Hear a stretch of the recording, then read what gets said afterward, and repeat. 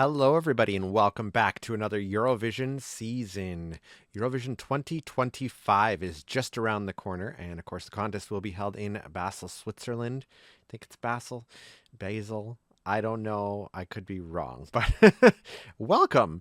And if you're new to my channel, I do random stuff on here. I perform, I do convention stuff, reactions to Eurovision and stuff like that. And it's all for fun, of course.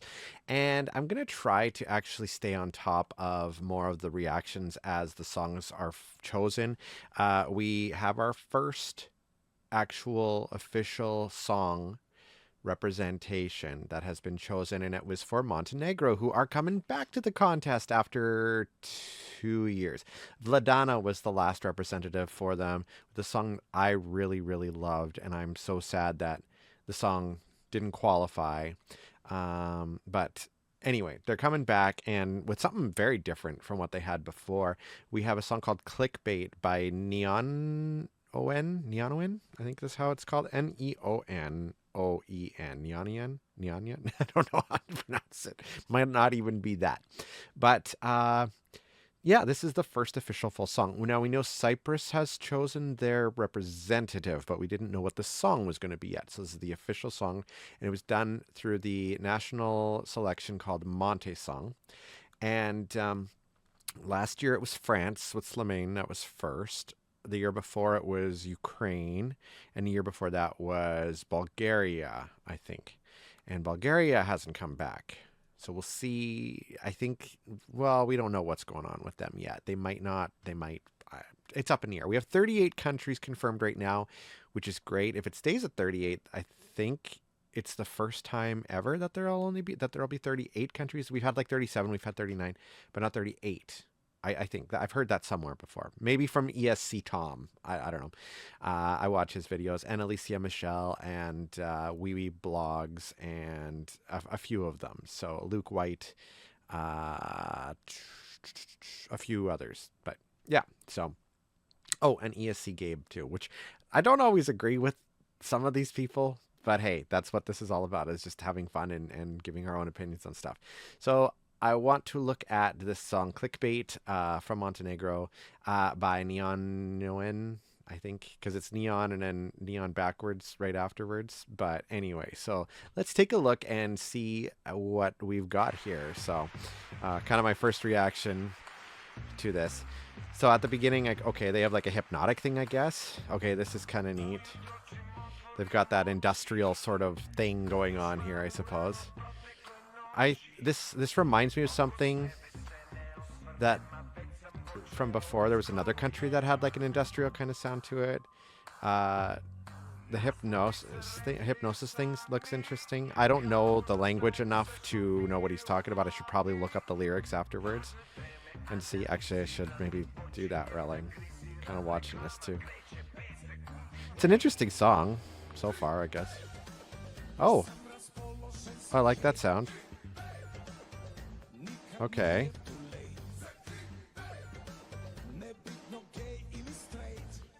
Interesting. Okay.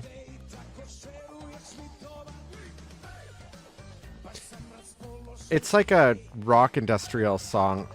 It's kind of, present day stuff, like, I guess.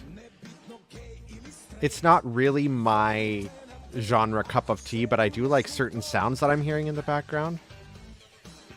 Like, it's not a full-on heavy rock song. It's almost there, but it's not quite. In the morning, as soon as I open my eyes, still groggy from the night before, I don't look around me, and I've already started scrolling. The headlines line up on their own as if they know everything that's on my mind. I analyze important topics and start to panic. The ad lasts for 5 seconds. Okay, so yeah, clickbait, that makes sense. Clickbait, I'm really in the mood for hate. Clickbait, it's never too late. Clickbait, no matter if you're gay or straight, I'll take you on a date if you share with me some good. Clickbait, I'm really in the mood for hate. Clickbait, it's never too late. Clickbait, no matter if you're gay or straight, I'll take you on a date if you share with me some good. Clickbait. Okay. Okay, interesting. Interesting. I spend my days irritably. I have various gadgets and screens. I have no time for company because every minute is filled for me. So it's, okay, it's talking about an online presence, how social media is kind of overtaking everything. We don't have time for people. for socializing actually in person, which is interesting. Nice take on it. Okay. I'm at Worthbots, trading screenshots. I'm active. I have a good rate. Okay, so the English lyrics, or I guess the translation. Okay, it makes sense. There's even some rhyming with it as well, too, which is neat in the English.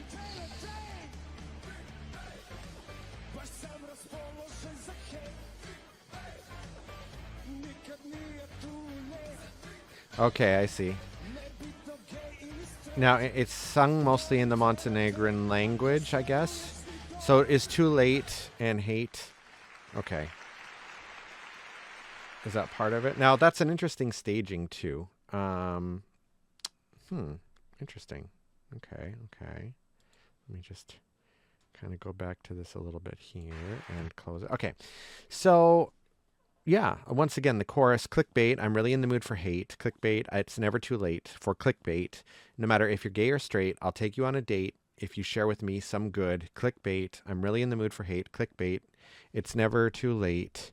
For clickbait, no matter if you're gay or straight, I'll take you on a date if you share with me some good clickbait. So yeah, what I'm taking away from the song is generally that there's so much stuff out there on social media that you're consuming, that we are consuming, and there's really not enough time for actual relationships with people, friendships, talking with people.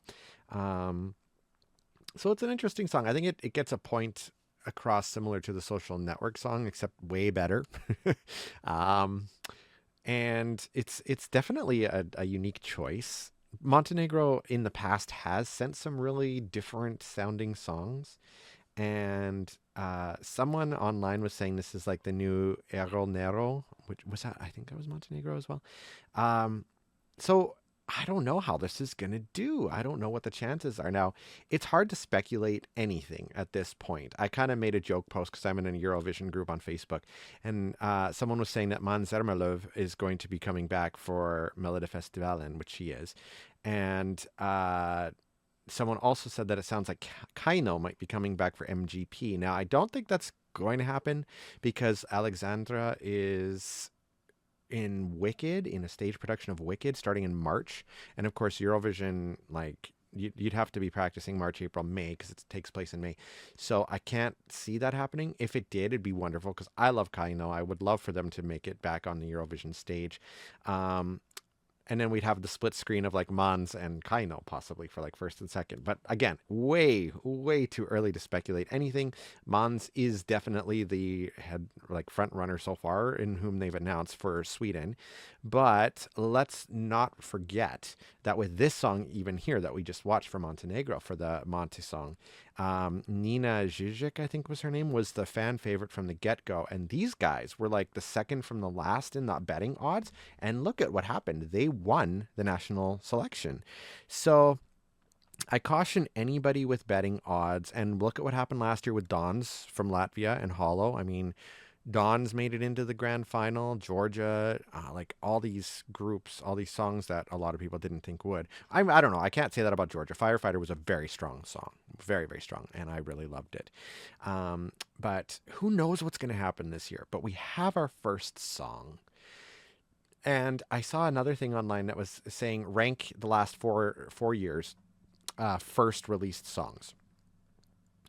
So if I'm now having seen this, so we have Slaman, we have Ukraine, we have Bulgaria, and we have this one.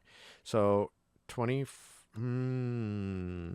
in a minority on this. I liked Bulgaria's song, which is weird because it is a rock song, but they reminded me of like Nickelback / Foo Fighters, kind of.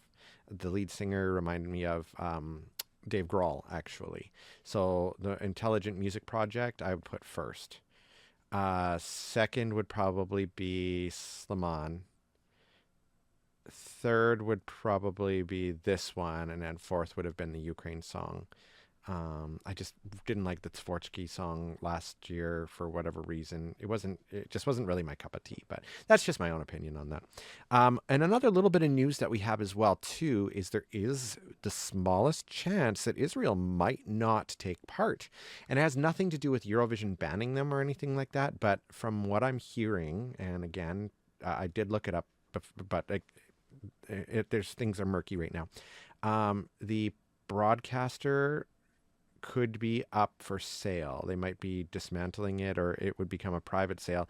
And since KAN is the broadcaster for Israel, if they were just like taken out, then that would possibly not allow Israel to take part.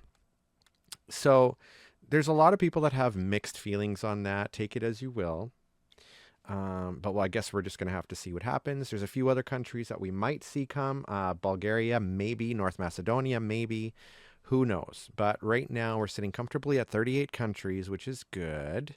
And we'll see what the immediate future brings. Anyway, this song, it's very interesting. I like the idea of it. Again, it's not really my musical cup of tea. It's not something I would see myself listening to all the time. I'm really excited to see what everybody else puts out. I'm expecting a pop dancey song from Sweden. I'm expecting Norway to probably move away from sending a Norwegian song with what happened with Ulveham in 2024, which was unfortunate because that was a really interesting song. Again, not exactly my cup of tea, but it was kind of almost like a rock opera, except not. You know what I mean? If Kaino came back, could they be the ones to bridge that kind of thing of the Norwegian language song in like a poppy dance song, like bringing it back up in a nice comfortable position on and qualifying and making it into the final at least. Ulveham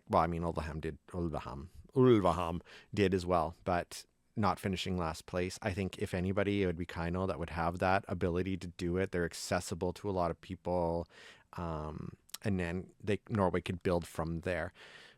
But I kind of have this feeling that if they aren't in it, Norway will probably end up sending another English song.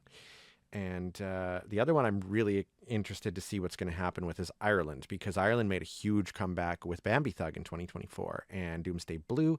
I would hope they wouldn't send another song exactly like it, because you don't want to copy. And it's the same with all these countries that would come out with something like as unique as the Code, because history shows us, and I've said this before, usually a song in the style of the previous winner will not win in the next year. The Code is vastly different from Tattoo, which won in 2023. Tattoo is vastly different from Stefania, which won in 2022.